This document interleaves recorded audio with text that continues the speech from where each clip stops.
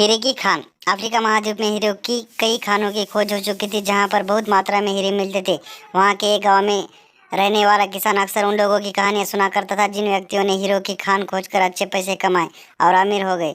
वह भी हीरे की खान खोजकर अमीर होना चाहता था। एक बार अपने अमीर बनने के सपने को पूरा करने के लिए उसने अपना खेत बेच दिया और हीरो की खान की खोज में निकल पड़ा। अफ्रीका में लगभग सभी स्थान छान मारने के बाद भी उसे हीरो के विषय में कोई जानकारी न मिली। वर्ष बीतते गए और उसका मनोबल गिरने लगा। अब उसे अपना अमीर बनने का सपना टूटता हुआ दिखाई दे रहा था। वह इतना निराश हो गया था कि उसने जीने की तमन्ना ही खत्म हो गई और एक दिन उसने नदी में कूदकर आत्महत्या कर ली। इसी समय दूसरा किसान, जिसने पहले किसान से उसका खेत खरीदा था, एक बार उसी खेत के बीच बहती छोटी नदी पर गया। अचानक नदी के पानी में से इंद्रधनुष के प्रकाश फुटता दिखाई पड़ा। उसने ध्यान से देखा तो पाया कि नदी के किनारे एक पत्थर पर सूरज की किरणें पड़ने से वह चमक रहा था।